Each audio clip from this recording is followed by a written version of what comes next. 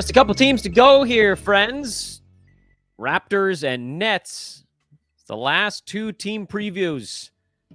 And then we can officially shelve it. I don't want to sound like I'm ready to get through these things. I don't know. Draft prep right now is kind of more fun. But these are actually really important. I like that you guys can kind of get a look inside my brain as to how I feel about each player on each team. And then you'll understand why I have the feelings I do about where they're being ranked and where we can draft them. Today we're doing the Raptors as promised on yesterday's show because I think the Nets or Hornets. Those are probably the two hardest teams to handicap. And for the Nets, a lot of it, and this is a look towards next weekend, is because we don't know if their power forwards are going to be on their roster in a month. I don't want to do that much work on Brooklyn and then have them blow the whole thing to pieces on me. Whereas with Toronto, who we're going to be breaking down here in a matter of seconds, we have a pretty good idea of what their roster is going to look like. So I say to you, welcome, one and all, to Old Man Squad Fantasy Basketball. I'm Dan Besbris, at Dan Besbris on Twitter. Please do follow at Old Man Squad as well. Two things to do on Twitter. Hit that like button, rate on Apple and Spotify, and subscribe on all podcast channels. Thank you, as always, friends, for tuning in. Let's dive into Toronto. Raptors, much like the Knicks we talked about on yesterday's show, kind of a tale of two halves. They blew things up at the midway point, sent out OG Anunoby and Pascal Siakam to the Knicks and Pacers, respectively. Offseason, they lost Gary Trent. Bodies in for Toronto over the last 6-7 months. Immanuel Quickley, that's a big one. That is the big one from New York. RJ Barrett, sort of like a secondary big one, also from New York. Not much coming in via the Indiana Pacers when it really comes right down to it. Bruce Brown was the guy there. And they also picked up Kelly Olynyk. That was in a funny little swap with the Utah Jazz. So when I say the Raptors are a tale of two halves, what I don't mean is the first half and the second half of the year, because we're all smart enough to know that whatever the Raptors were before they got rid of Anunoby and Siakam, that's not what they are now. But what can slip through, kind of slide through the cracks a little bit, is that even after the Raptors went into rebuild mode, they sort of doubled into the rebuild mode when Scottie Barnes went down. Did I call him Scottie Barnes? Sorry, guys. I'm talking a lot these days, and my voice doesn't do what I want it to do. Scottie Barnes only played 5 of the team's 25 games over the last roughly 2 months of the season. Jakob Poeltl, like Scottie Barnes, went down with about a month and a half to go.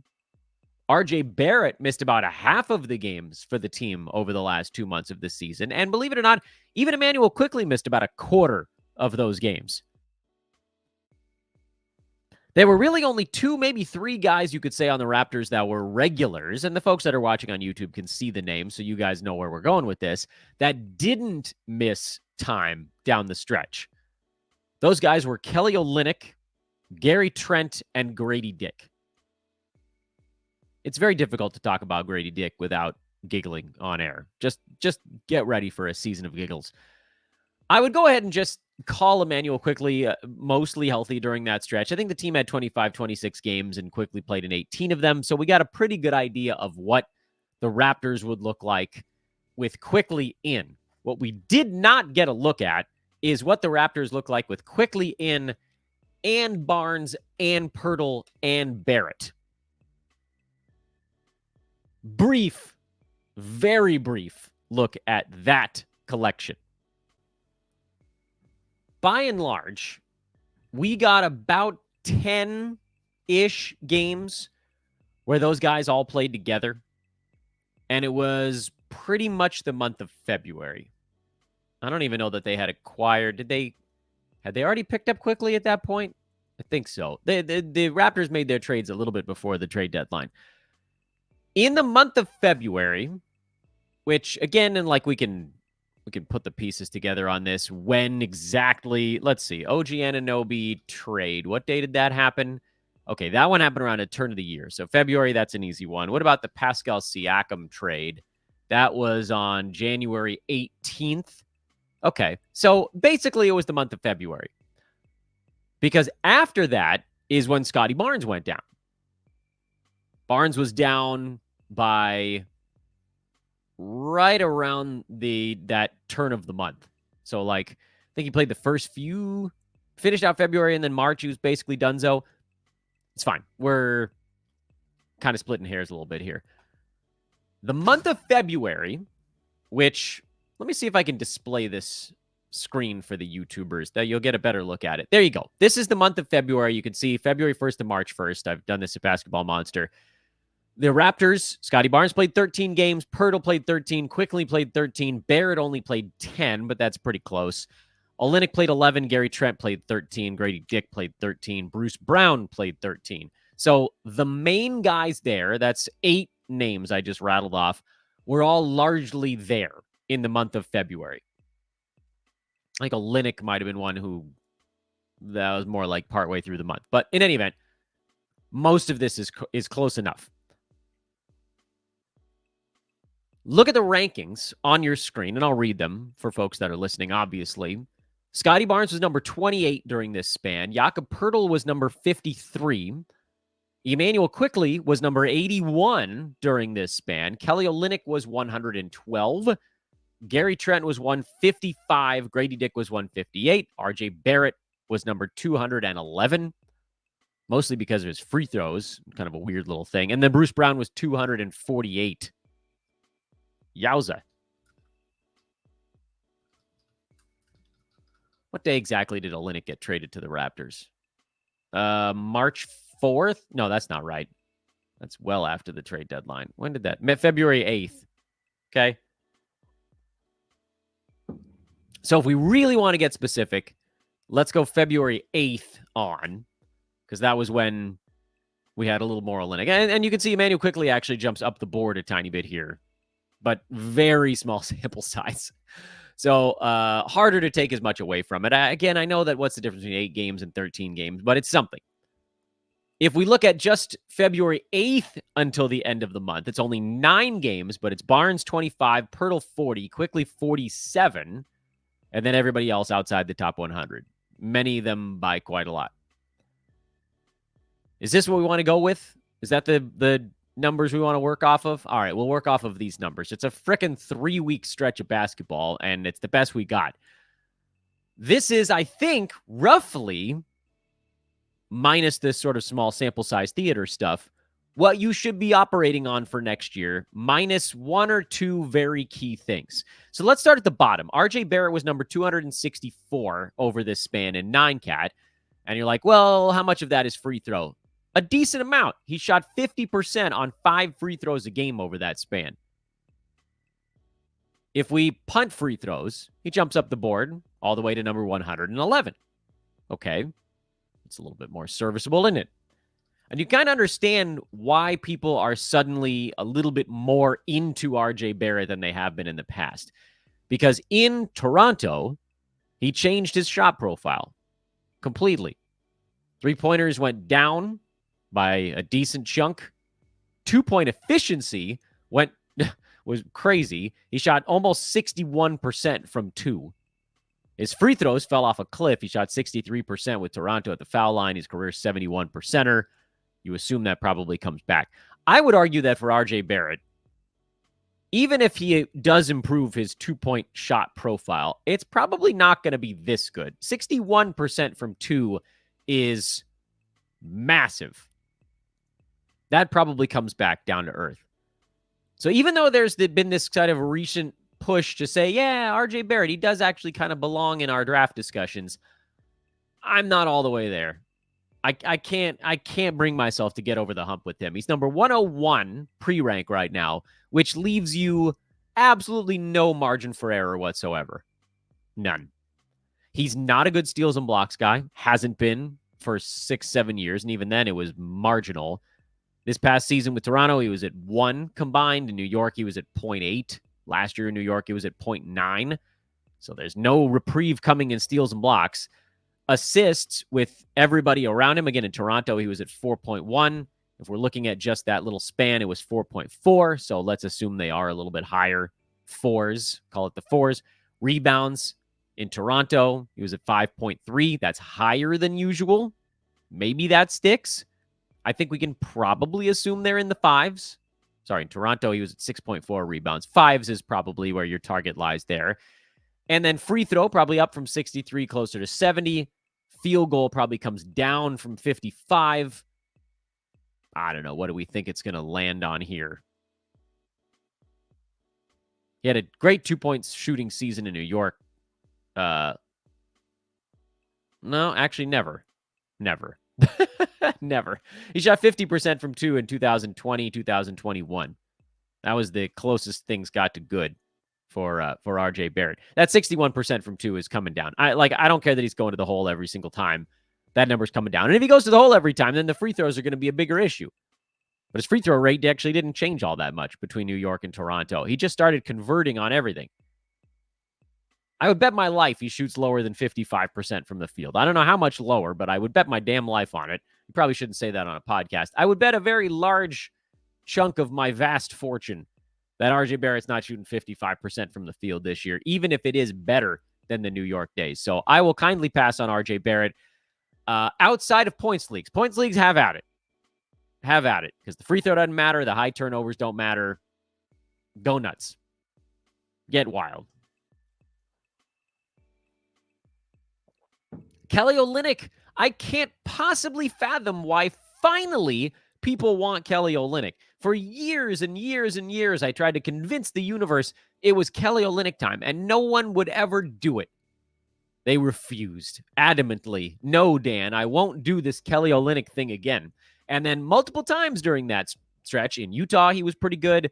Finishing up last season in Toronto, he was awesome. That close of a season in Houston, that'll never get matched again. That was a game-changing run for Olynyk for a lot of fantasy teams. And now all of a sudden, he has a reasonable pre-rank, and he's buried again. I don't understand it. Now, he did fall a bunch. He was 100 on the first Yahoo board. He fell to 129, which is a much more reasonable spot to be because, as you can see from the board in front of you, he was number 131 when the Raptors had their guys. He played 20 minutes a game behind Poeltl's 26, and that's probably not that far from the breakdown we're looking at this year. Had great steals. Olynyk, excellent percentages guy. He's always going to put up some decent assists from the center spot. He has a brilliant 9-category fantasy game, but he needs more than 20 minutes to do it. I wish that wasn't the case. I wish he had enough to get it done in 20 minutes, but he just doesn't. There's just it's close, but it needs to be more. Down the stretch last year, he was number 80 in 9-cat, but a lot of that was because he was at 3.2 turnovers a game. He was number 51 in 8-cat down the stretch, but that was in 29 minutes a game. And for Olynyk, he really does need to get to 24-ish to guarantee himself a chance at that top 100 range. And I don't think he's getting to 24 right out of the chute because Scottie Barnes is going to play a ton of the power forward minutes. And I don't think that Kelly Olynyk and Jakob Poeltl are going to share the floor very often. RJ Barrett will probably play some backup power forward, as will Bruce Brown. Much as it sounds insane. Will Poeltl and Olynyk play together? I think sparingly. Very sparingly. If Jakob goes down or sits a game, great. Kelly Olynyk to the moon. You guys know I love his fantasy game, but I don't think we need to draft him. I think he's an injury pickup. And that's okay. We squeezed the juice out of the Kelly Olynyk fruit at the right time, and then we move on. Next name I want to talk about is Grady Dick. I can't bring myself to care. And I know he's going to get better, but even down the stretch last year, looking at the last month, there really wasn't anybody around. And Grady Dick took a dozen shots, which is probably the high watermark for him coming into this year. And he was still ranked 240th because he got no defensive stats, didn't rebound, didn't pass, didn't shoot well, didn't hit free throws. His fantasy game stinks. Maybe he figures it out a little bit, but it's hard to put up fantasy numbers as a shooting guard profile anyway. And if you're not a good one, yet. Maybe he gets there, but yet, he's not a good one yet. Then you got no chance. So pass on Grady Dick. I'm passing on Grady Dick. I'm passing on Kelly Olynyk. I'm passing on RJ Barrett outside of points leagues. He's obviously a points leagues target, which brings us to the more obvious names. But then the question is, where do they belong?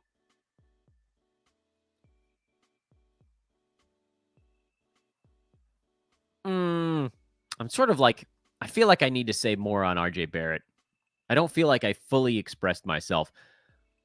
If he's still on the board in the 12th round, I think I would take a shot because he's going to score, and that's hard to find. And then maybe you catch lightning in a bottle, and the field goal is 50, and the free throw comes back to 70.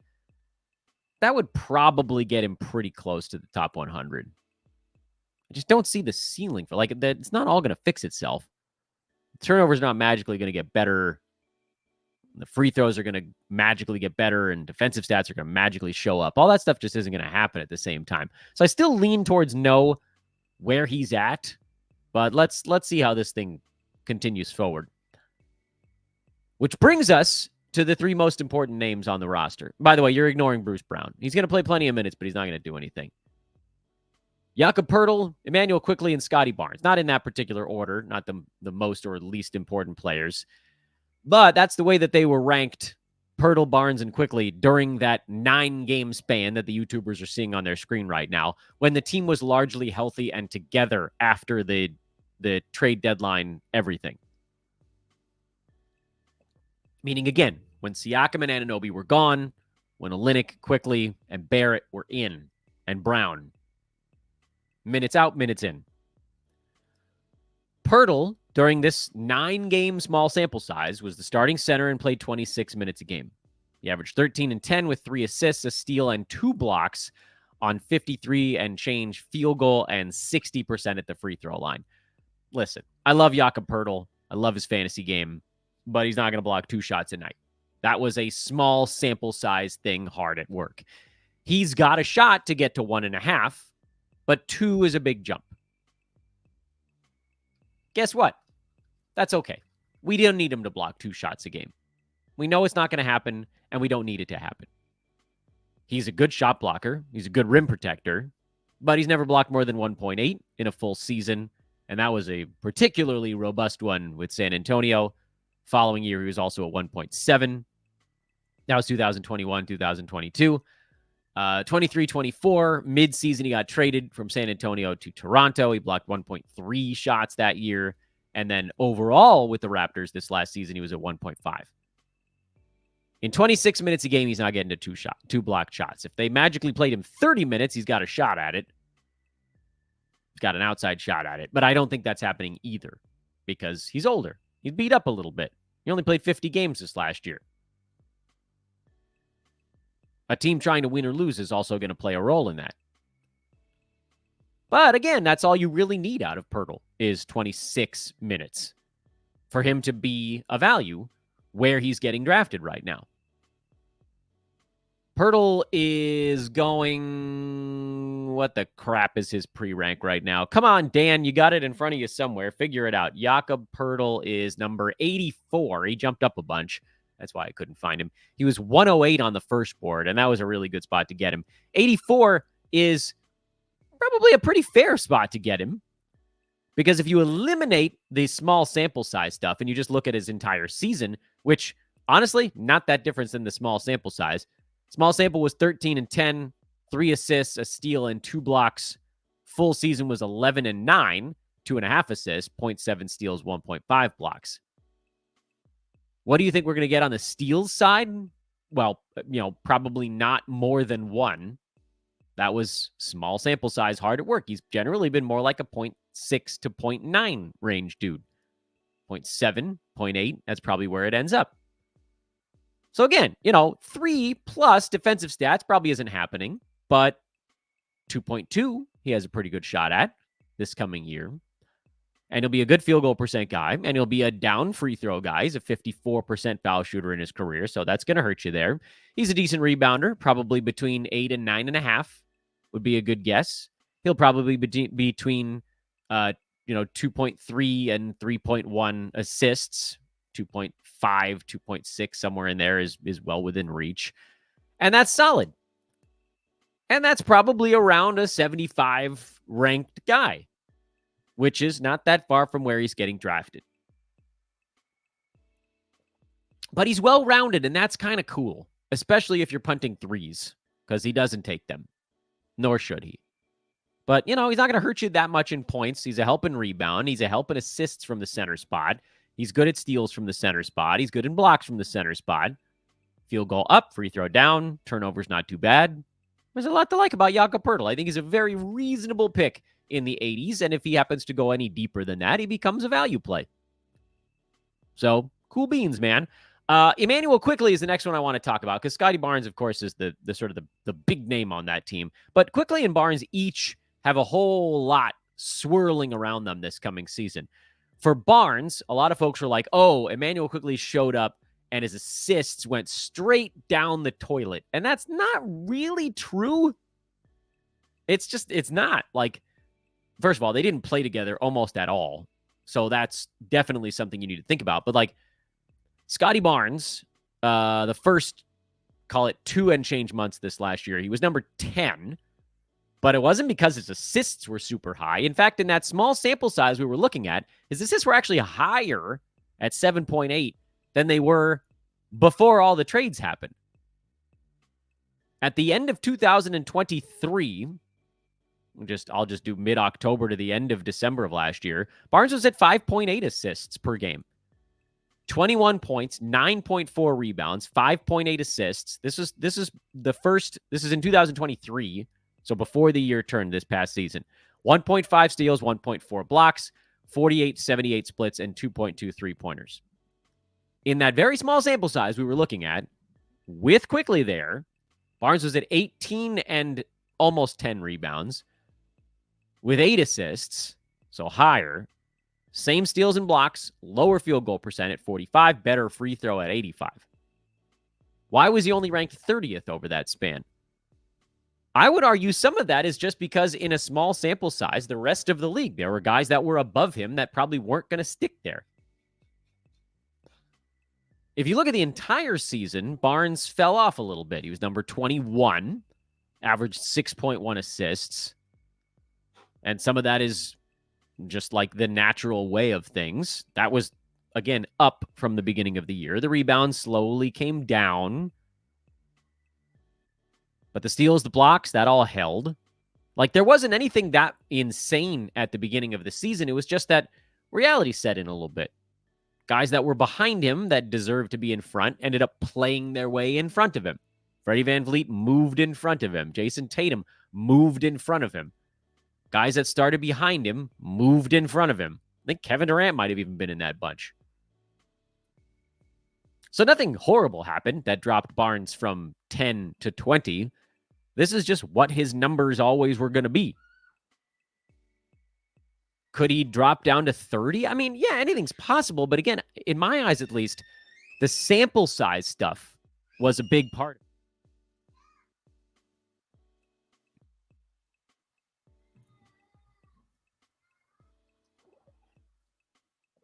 Because 18, 10, and 8 is pretty good. The three-pointers were down for whatever reason. But again, some of that feels sort of small sample sizey. And the low field goal percent, a little small sample sizey. Like, if the field goal percent was 48 instead of 45, and the threes were at 1.5 instead of a half, and everything else stayed the same, he's probably right back at 20 again. I think Barnes is actually relatively safe in this group. I don't think Quickley is, like, taking all of his stuff. We have to remember what they sent out. They sent out basically as much as they brought back in. Barnes at point forward is still the primary point guy on this team. Can't call him point guard. He's a point guy. So I'm not worried about the assists. They were up, actually, in this small run together. Do the blocks hold at 1.5? That's the thing we should be looking at and going, that wasn't a thing we saw before, but they came around. Can the rebounds really stay near 10? If Poeltl's there and Olynyk's there? I don't know. So there's a little room for Barnes to maybe taper a tad. But if anybody's looking at you and they're like, yeah, the assists are about to fall off a cliff, that is not what happened. Barnes is pre-ranked at 20th.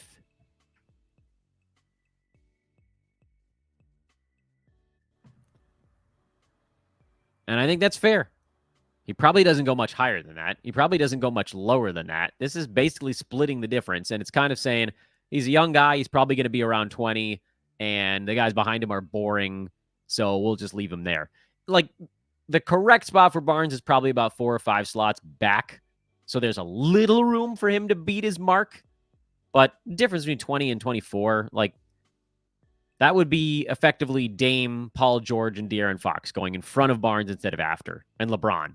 And, like, that's going to happen in some leagues, but should that be the way the draft is ordered? Yeah, maybe. But who cares? And then finally, Immanuel Quickley, who is pre-ranked right now. He's at 50-something, right? Yeah, 55 is the pre-rank on Quickley at the moment. And to me, that's perfectly accurate. Because when this whole team was together, Quickley took 15 shots a game. He was at 18, 5, and 5 with 1.2 steals and 3 3-pointers on bad field goal percent and a high free throw. The upside with Quickley is someone going down. If Barrett misses time or Barnes misses time, he gets to do more.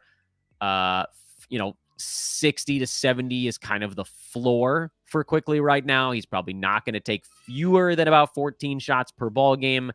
He's got a nice shot to do more than that. And I think it's a pretty good spot. Like 55 feels pretty right for him. He's going around there as well. So he's like, in my eyes at least, your prototypical 5th rounder. He fits that to a T. He was better than that down the stretch when everybody was cooked on Toronto and his usage went way up.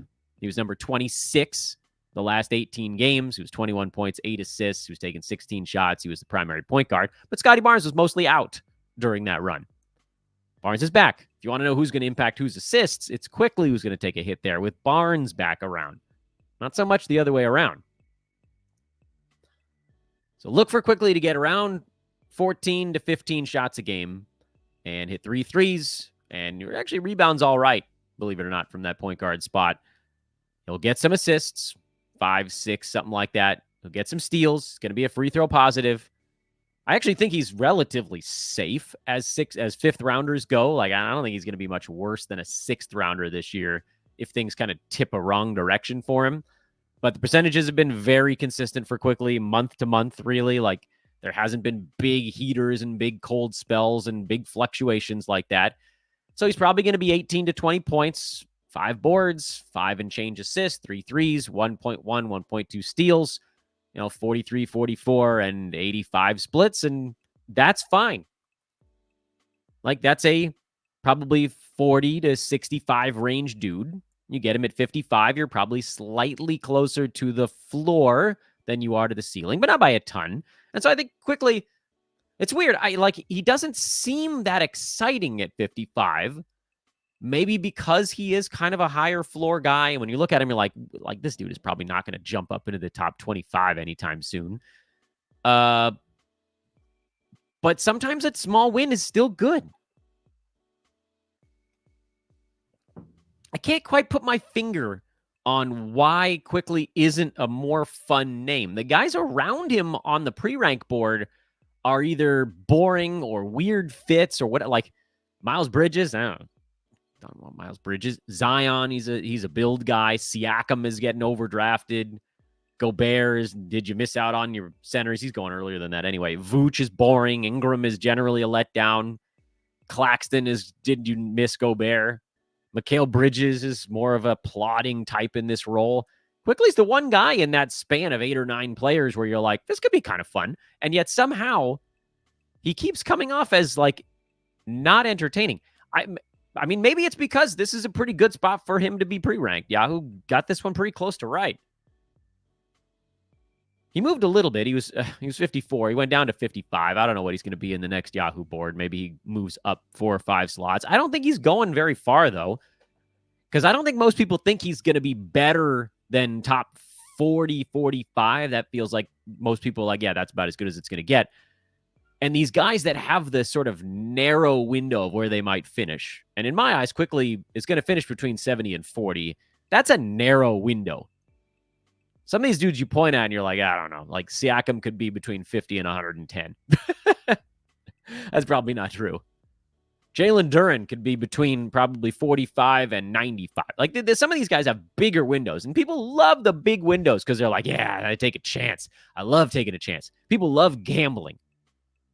Let's continue to try to make fantasy basketball less about gambling and more about trying to lock stuff in. You don't have to take the road less traveled. Take the road that's been hoed. Hoe that road. Let someone else do it. And Quickley's not a veteran, but there's something about his appeal this year that has that kind of veteran-y flavor to it. Where it's like, yeah, we basically know what he's going to be. It feels like there should be more uncertainty, but there isn't. So take him at 55.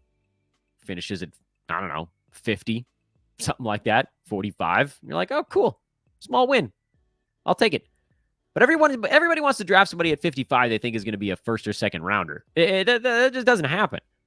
There might be one some years. But most of the time, you take a small swing. Just, again, we use these baseball analogies. Just bang a single the opposite field. That's kind of what it feels like Quickley is there at 55. And it kind of feels like that's what Poeltl is in the 80s or deeper. Just get a single. That's okay.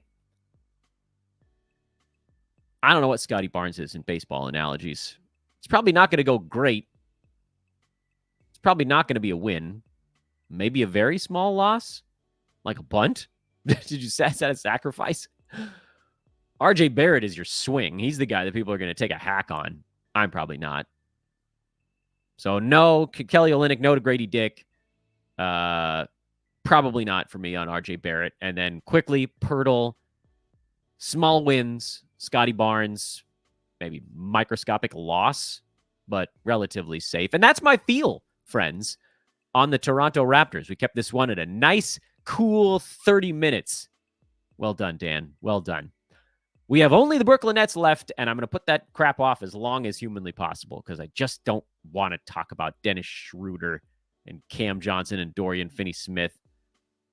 Blech. Cam Thomas will be fun to talk about, but man, the rest of that's going to be annoying. This was your Toronto Raptors breakdown. Thank you guys for watching. I'm at Dan Vespers on Twitter, at Old Man Squad. Drop a follow over there. You'll get a follow back. Like, rate, subscribe on the way out, and of course, leave comments. If you have comments, you have thoughts on the Raptors, if you want to talk through some of these players, more than happy to chat through it. Just be respectful, and I'll pretty much respond to all of them. But for now, come find me over on Twitter. We'll do some threads and whatnot. Talk about some sleepers. Talk about some Raptors. It's going to be a good old time. A good old time. Enjoy your Sunday. Back tomorrow on Monday. It's Labor Day. I don't have a guest tomorrow. I don't think we do. I think I purposely skipped guests on Labor Day or immediately thereafter. I think we got Josh Lloyd coming up relatively early in the week, but not on Labor Day. So we'll probably do some mock drafts. Labor Day feels like a good day for some mocks, right? Yeah. And then everybody on Twitter was like, Dan, redo the steals and busts episode now that the board is different. So we'll probably do that at some point here soon. I don't know. We'll feel it out. We got a billion things to do. It won't be a problem to find stuff to talk about. Thanks for watching, everybody. Have a great day. Again, I'm Dan Vespers. Find me on social. I'll see you guys over there. So long for now.